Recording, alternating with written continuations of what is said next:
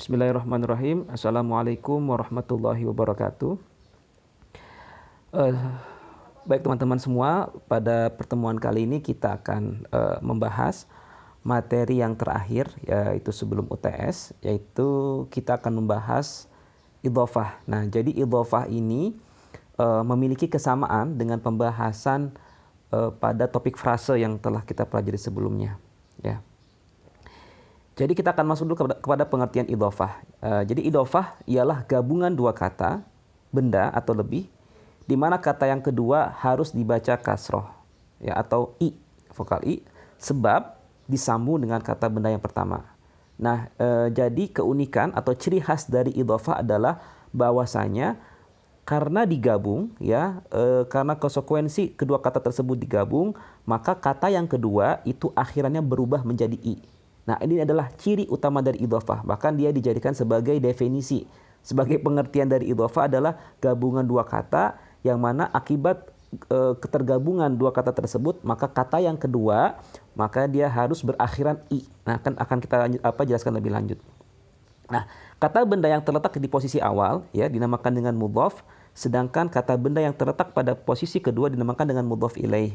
Nah, ini kalau kita bandingkan dengan frase, ya, kata yang pertama itu disebut dengan man'ut atau yang disifati, sedangkan kata yang kedua disebut dengan na'at atau sifat yang mensifati kata yang pertama.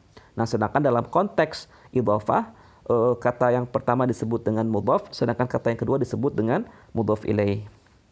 Nah, jika dilihat, ya, jadi idhofah itu memiliki kesamaan dengan frase, ya, karena tersusun dari gabungan dua kata. Nah, ini yang harus ditekankan adalah bahwasanya persamaan keduanya adalah keduanya sama-sama merupakan gabungan dua kata, ya. Tetapi yang membedakan adalah perbedaan yang paling mendasar adalah bahwasanya frase itu adalah gabungan dua kata, ya, di mana kata yang pertama adalah kata benda, sedangkan kata yang kedua adalah kata sifat. Ya, jadi itu frase. Jadi frase itu gabungan antara kata benda plus kata sifat. Sedangkan idhofah adalah gabungan dari dua kata benda. Jadi baik kata yang pertama maupun kata yang kedua adalah sama-sama merupakan kata benda. Ya, sedangkan frase kata yang pertama merupakan kata benda, sedangkan kata yang kedua adalah merupakan kata sifat. Ini adalah perbedaan paling mendasar.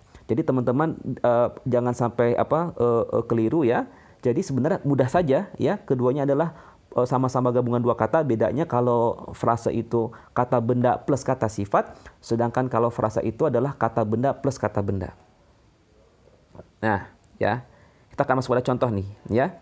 Oke, yang sebelah kanan ini disebut dengan kata majemuk, ya, idhofah, ya, kata majemuk. Jadi kalau kita pakai konsep dalam bahasa Indonesia, mungkin saya bisa meminjam istilah kata majemuk, ya. Oke, contoh yang pertama, ya, kitabut thalibi, ya. Kitabun itu artinya buku, at-thalibi artinya apa? Siswa, ya. Jadi kalau kita lihat, ya, kata yang pertama merupakan kata benda, kata yang kedua juga merupakan kata benda. Jadi kata benda plus kata benda. Ini adalah idhofah atau kata majmuk. Ya, ketika dia digabungkan, ya, maka seperti yang tadi saya sampaikan, konsekuensi dari digabungkannya dua kata benda ini, maka kata benda yang kedua dia ujungnya, ya, harus berharokat kasroh. Kitabut thalibi. Nah, i, ya, thalibi, bukan thalibu tapi thalibi. Nah, i atau akhiran kasroh tersebut merupakan ciri utama dari idhofah, di mana kata benda yang kedua dia harus berakhiran i karena konsekuensi digabungnya dua kata tersebut. Ya, kitabut thalibi, kitabun kata benda, at-thalibu juga kata benda. Ketika digabung, kitabun buku, at-thalibu siswa, digabung menjadi buku siswa. Itu namanya kata majemuk. Sedangkan kalau frase adalah gabungan antara kata sifat plus kata sifat plus kata benda. Sorry, ya, ini bacanya dari kanan ke kanan, ya, dari kanan ke kiri, ya. Jadi kitabun adalah kata benda, jadidun adalah kata sifat. Kitabun artinya buku, sedangkan jadidun artinya baru, ya. Kitabun jadidun artinya apa? Buku yang baru. Nah, di situ ada kata yang, ya, untuk menjelaskan itu adalah sifat, buku yang baru, ya.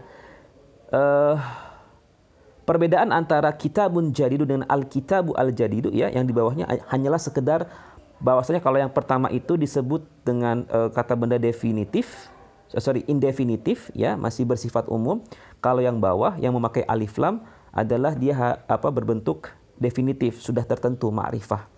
Nah, yang perlu diingat adalah kalau dalam konteks frase, ya, kalau kata yang pertama itu adalah definitif, maka kata yang kedua pun harus definitif. Kalau kata yang pertama menggunakan alif lam, maka kata yang kedua pun harus menggunakan alif lam, tidak boleh berbeda. Ya, sedangkan dalam baris yang pertama tadi yang kitabun jadidun, kitabun adalah kata benda indefinitif, maka sifatnya pun kata yang keduanya pun harus merupakan kata indefinitif juga, ya, kitabun jadidun. Nah, gitu. Sedangkan kalau dalam konsep idhofah, ya, kata yang pertama itu justru harus indefinitif, ya. Kata yang kedua harus definitif. Jadi kalau kata majemuk itu mutlak wajib gabungan dari kata benda indefinitif plus kata benda definitif. Jadi kata yang pertama harus indefinitif, kata yang kedua harus definitif. Itu bedanya dengan frase, ya. Oke.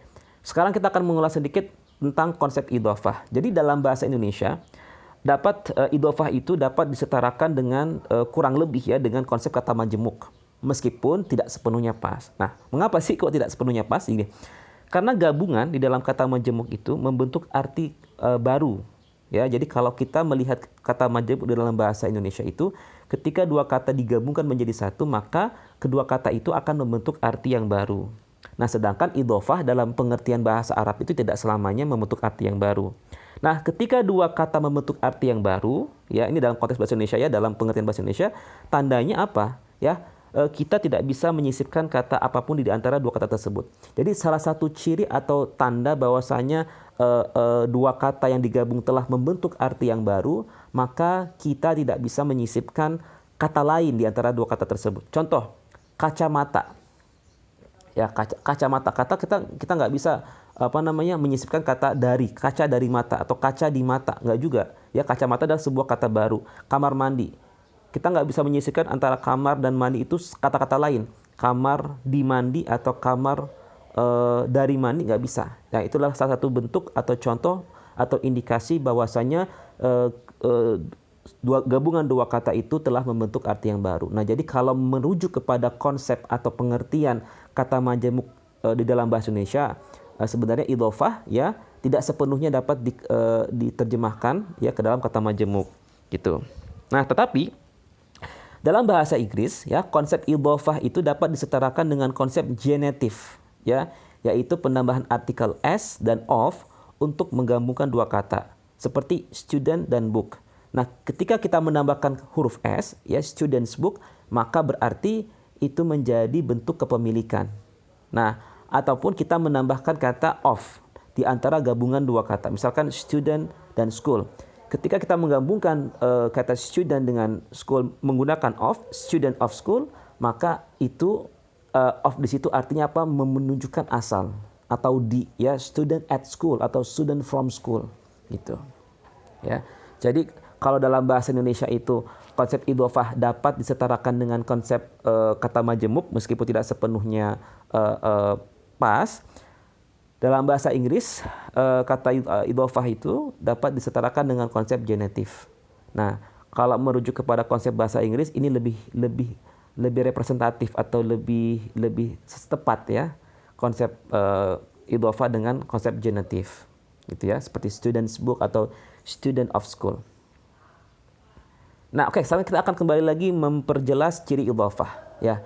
Tadi yang seperti saya bilang, ya, idhofah itu ciri yang pertama adalah bahwasanya kata yang pertama haruslah kata benda indefinitif atau kata benda tak tertentu. Maka ciri utama dari kata benda tak tentu adalah dia tidak menggunakan alif lam. Ya, tidak menggunakan alif lam. Kedua, ya, mudhof atau kata yang pertama itu tidak menggunakan tanwin. Ya, ini ciri khasnya. Jadi meskipun kata yang pertama itu adalah kata benda indefinitif, tapi ujungnya tidak tanwin. Jadi hanya kitabu, bukan kitabun. Nah, yang terakhir adalah kata benda yang menjadi mudhof ilaih atau kata benda yang kedua, dia harus merupakan kata benda definitif atau ma'rifah atau kata benda tertentu. Nah, maka dia wajib ya menggunakan alif lam ya. Artinya dia selalu menggunakan alif lam, dan ini yang paling penting adalah mudhof ilaih harus berakhiran kasroh ya. Contoh kitabut talibi. Kita lihat at-talibi di situ ya, tandanya adalah kasroh. Ya.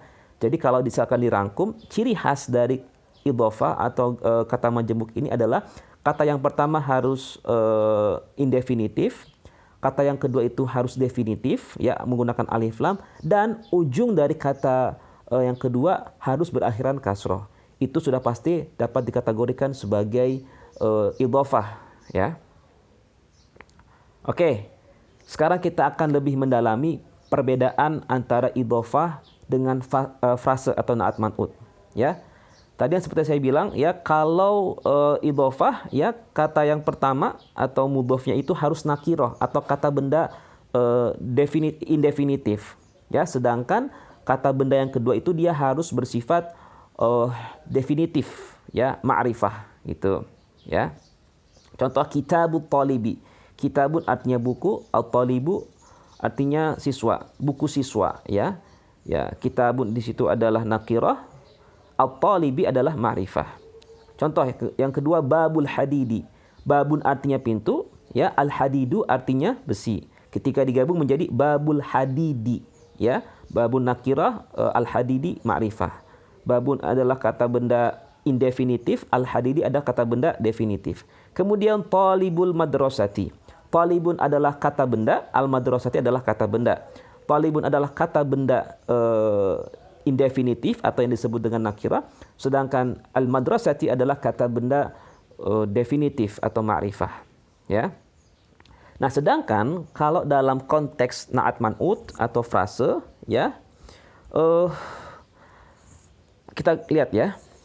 Kalau misalkan kata benda yang pertama adalah nakirah, maka kata sifatnya pun harus nakirah. Contoh kitabun kabirun. Kitabun nggak menggunakan alif lam, maka kabirun juga tidak boleh menggunakan alif lam, ya. Sebaliknya, kalau misalkan kata bendanya itu adalah ma'rifah atau definitif, maka kata sifatnya ya atau kata yang kedua itu juga harus definitif, harus juga menggunakan alif lam. Contoh al-kitabu al-kabiru, itu wajib. Jadi ciri khas dari na'at man'ut atau frase adalah koherensi, koheren. Jadi kalau kata yang pertama adalah definitif, maka kata sifat yang kedua harus definitif. Kalau kata benda yang pertama adalah indefinitif, maka kata sifat yang kedua pun harus indefinitif. Nah, selain harus koheren antara definitif dan berjenisnya ya, definitif dan definitif atau sebaliknya, kata frasa juga harus koheren dalam konteks gendernya. Jadi kalau misalkan kata bendanya adalah dia merupakan mudzakkar ya, laki-laki, maka kata sifatnya pun harus mudzakkar juga, harus maskulin ya. Jadi harus koheren, maskulin feminim ya. Talibun nasyitun, talibun kata benda laki-laki, nasyitun adalah kata sifat laki-laki ya.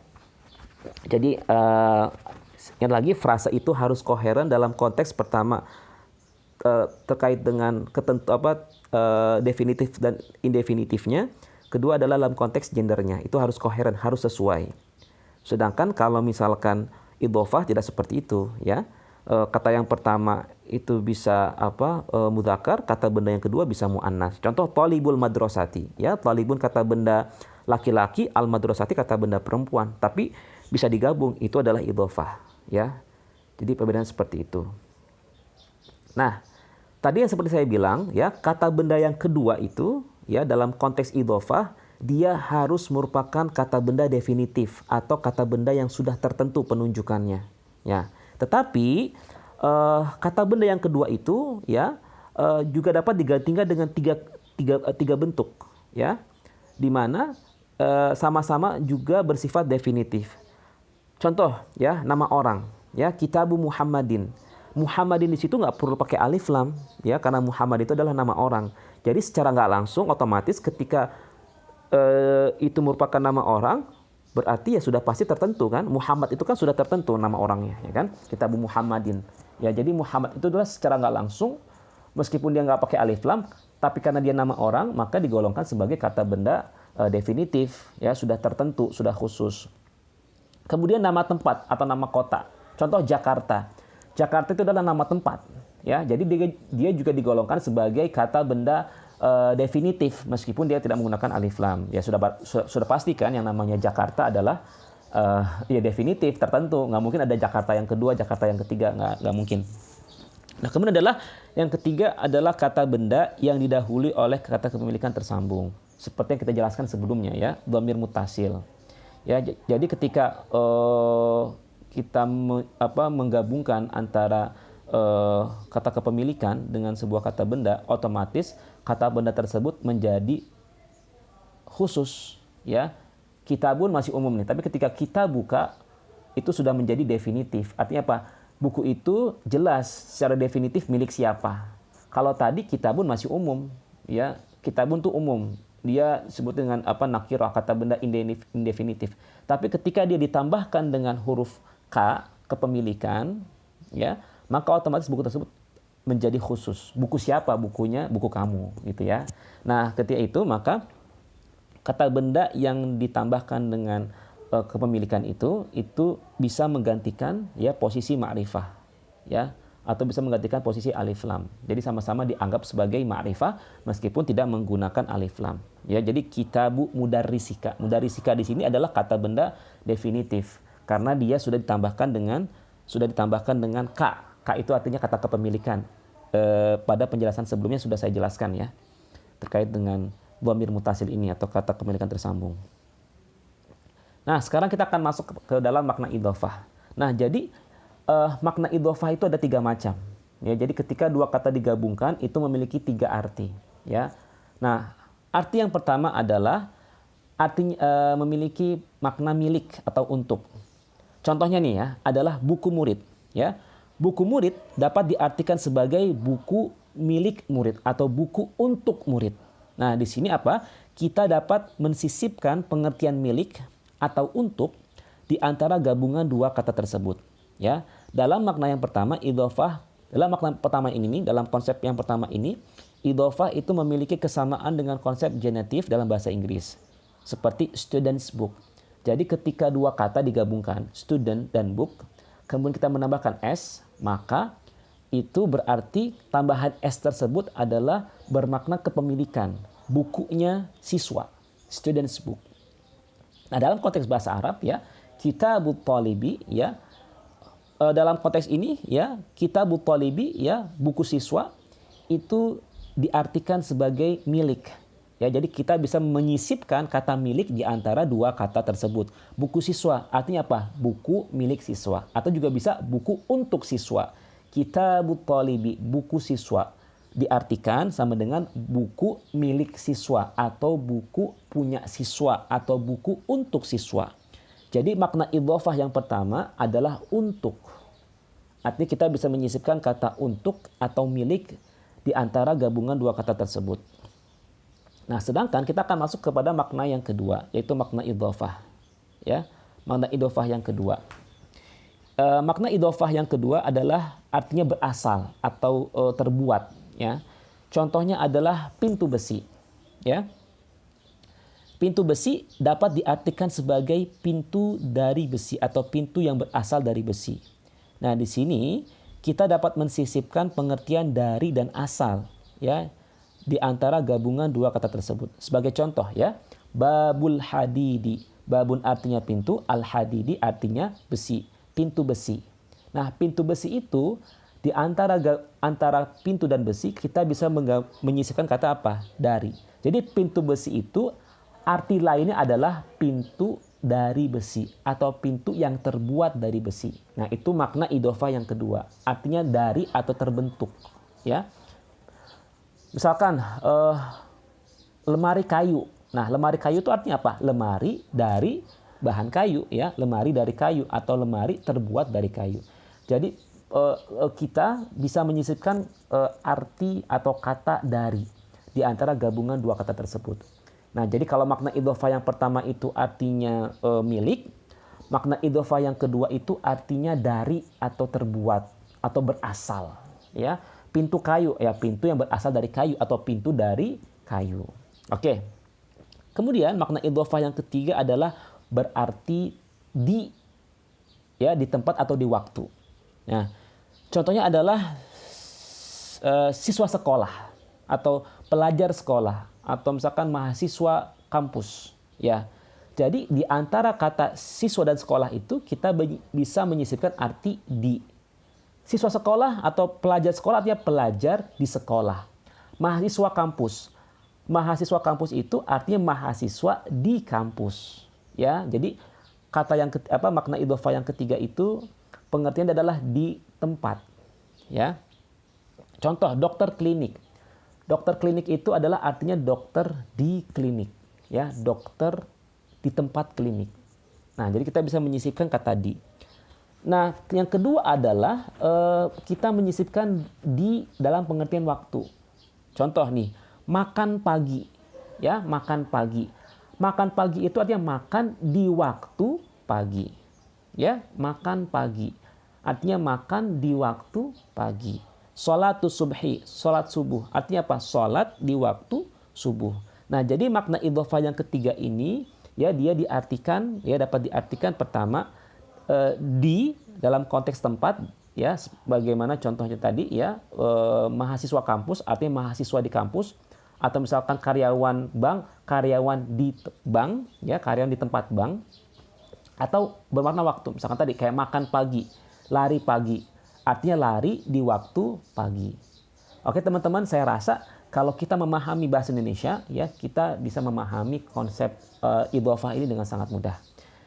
Mungkin itu sekian yang dapat saya sampaikan. Semoga teman-teman bisa menangkap materi ini dengan baik.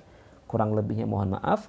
Billahi taufiq wal hidayah. Wassalamualaikum warahmatullahi wabarakatuh.